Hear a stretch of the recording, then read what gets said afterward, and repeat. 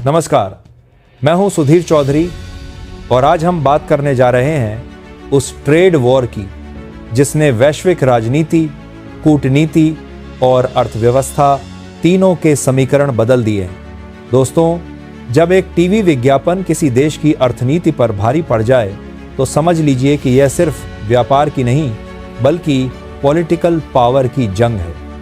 Donald Trump एक ऐसा नाम जो हर सौदे को डील की नज़र से देखता है, और जब उन्होंने कहा कि मैं कनाडा के साथ व्यापार वार्ता खत्म कर रहा हूं सिर्फ एक टीवी एड की वजह से, तो पूरी दुनिया सन्न रह गई, क्योंकि यह फैसला सिर्फ एक विज्ञापन पर नहीं बल्कि उस सोच पर था जो अमेरिका की फर्स्ट पॉलिसी को चुनौती दे रही थी। लेकिन उसी वक्त दुनिया के दूसरी तरफ भारत और अमेरिका के बीच एक नई कहानी लिखी जा रही थी, एक ऐसी कहानी जिसमें डील नहीं बल्कि डेस्टिनी तय हो रही थी।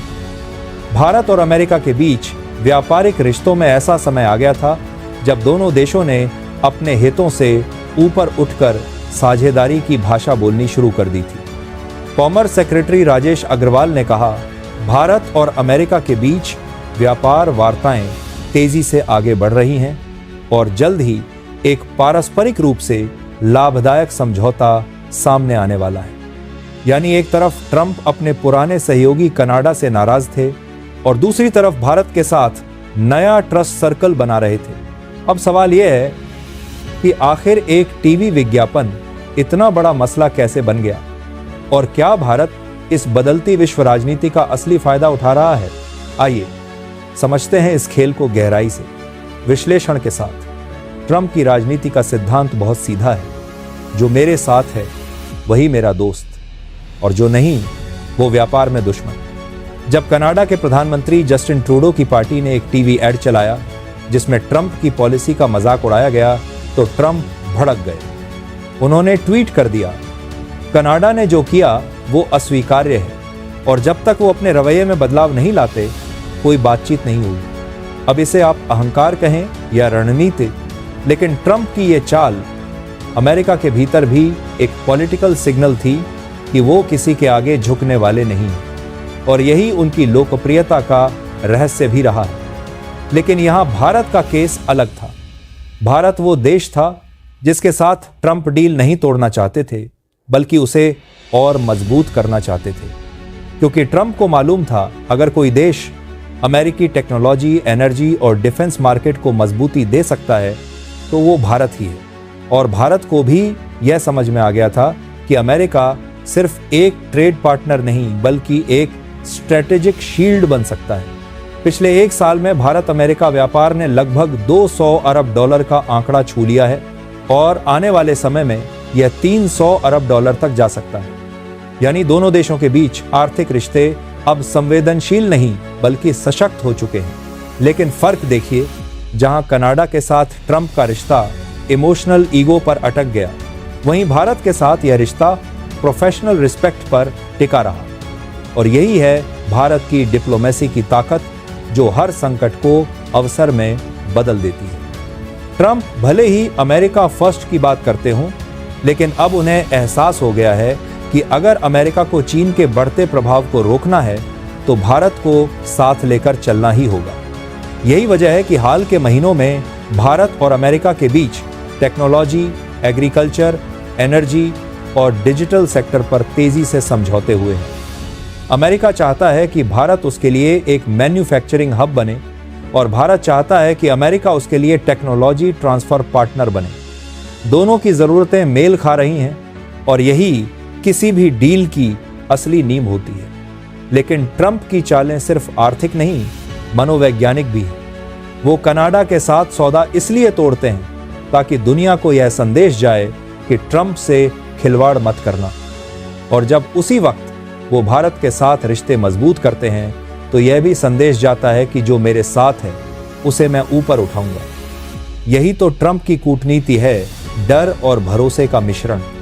अब सोचिए, अगर ट्रंप का गुस्सा कनाडा के लिए नुकसानदायक हो सकता है तो उनका भरोसा भारत के लिए कितना फायदेमंद साबित हो सकता है। भारत ने हाल के महीनों में अमेरिका के साथ सेमीकंडक्टर, आर्टिफिशियल इंटेलिजेंस और ग्रीन एनर्जी जैसे सेक्टरों में कई संयुक्त पहल शुरू की है।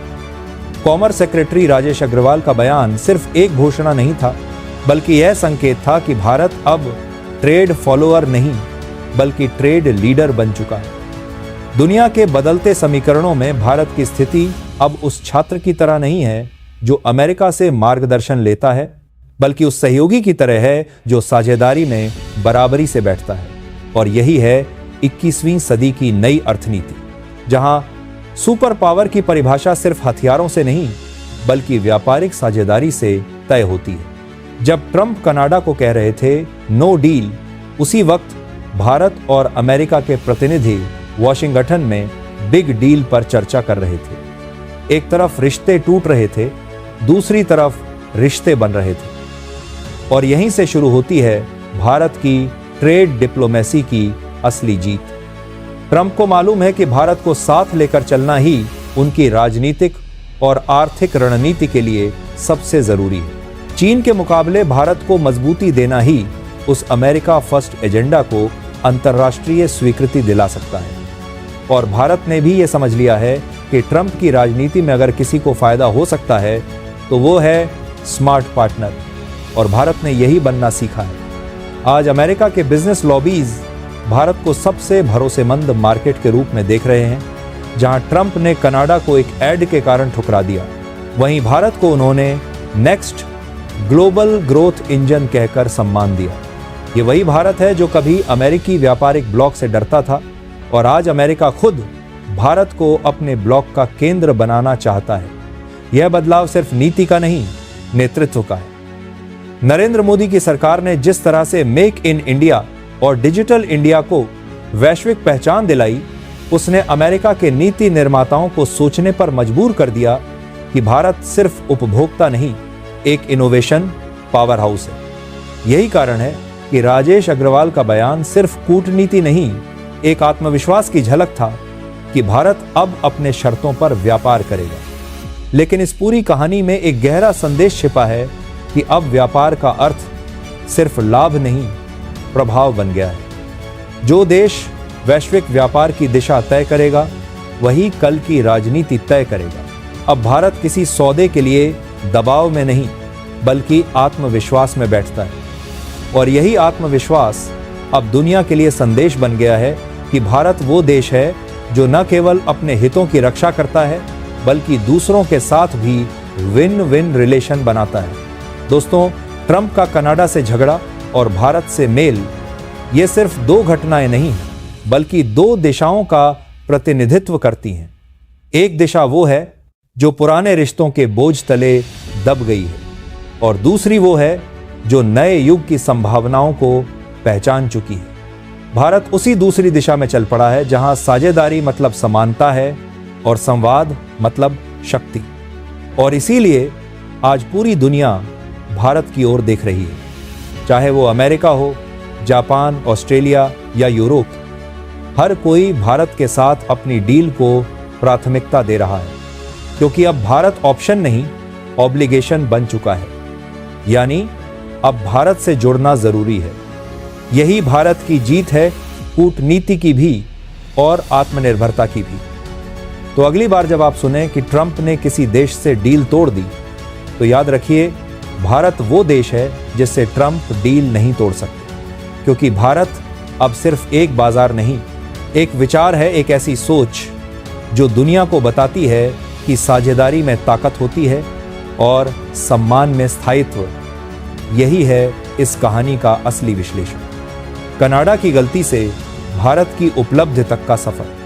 और अगर आपको यह विश्लेषण पसंद आया हो तो इस वीडियो को लाइक, शेयर और सब्सक्राइब करना न भूलिए, क्योंकि ऐसी कहानियां सिर्फ खबर नहीं, भविष्य का आईना होती हैं।